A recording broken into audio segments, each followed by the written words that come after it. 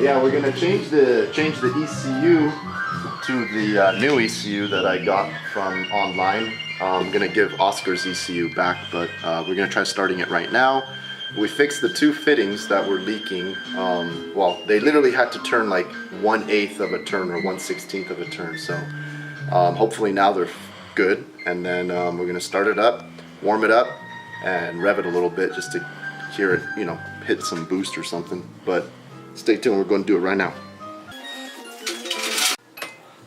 That's a good sign. Yeah, ECU works. ECU is working, so we got that.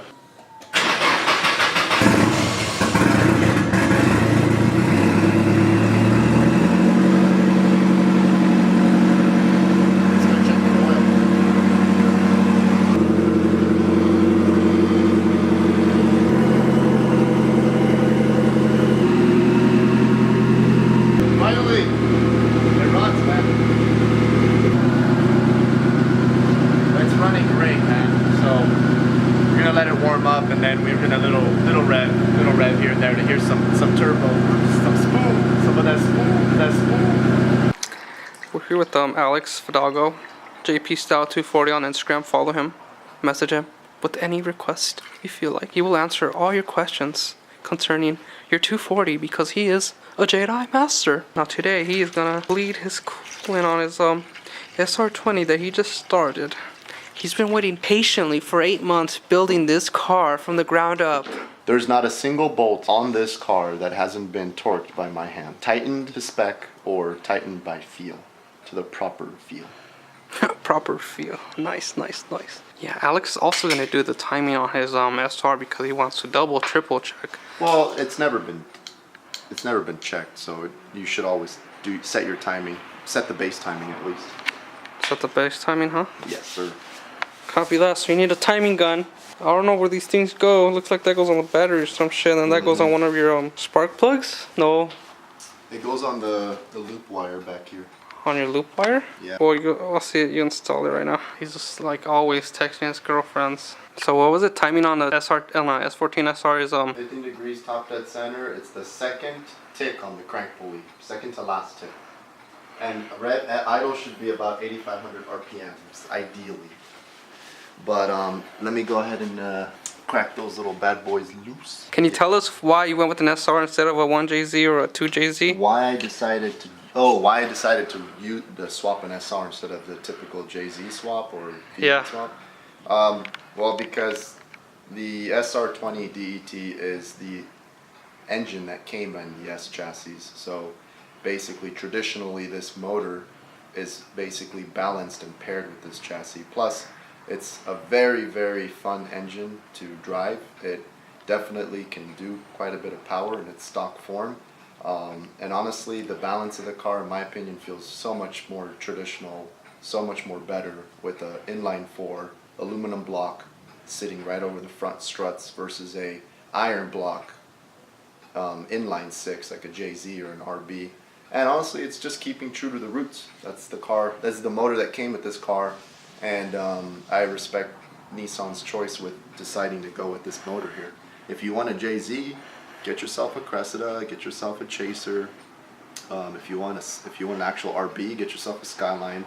But when you look at the S chassis platform, it was built with the intention of an SR20 or a C18 or a K24. So under the hood, there's basically an inline 4 as its heart, and that's how it's. You guys heard it here. SR for life. Here first. SR for life, bros. Where the timing is based on if it's on the first timing, the first tick on the pulley, the second tick on the pulley, the third, the fourth, or the fifth, and then you adjust the crank angle sensor, and you'll see the actual thing moving because it's synchronized with the spark plug. Okay. So it's kind of cool how that works, but you can only use a timing gun in order to actually measure the timing properly. So. It's kind of just how it works out in the end. Get a grip on here. Get a grip on yourself, man.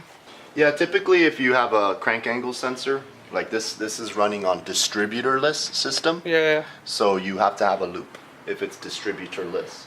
But if you have a distributor with actual spark plug wires, you just run put it it on the- around the first spark plug wire. Yeah, that's how I've seen it done. Yeah.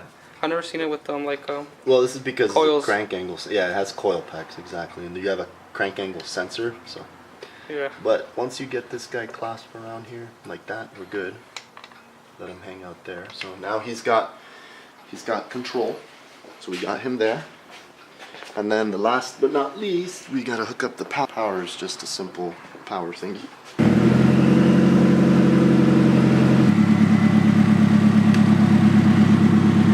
Look, see that?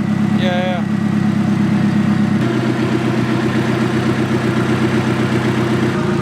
Now that the heater's running, well, that was one, right? There's a couple of air bubbles came out.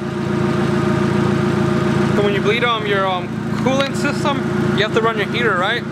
It's nice to run the heater. So, look, bubbles are coming out. Look at all that shit. You see the bubbles? It's good to run the heater, so that way it circulates all of the water through the heater core, and then allows this to burp up. But now everything's burping, so that's good. See, look at that shit. Yeah. Boom. All of that is water inside of the system. Air. Sorry. Air in the system. So we're gonna keep bleeding here.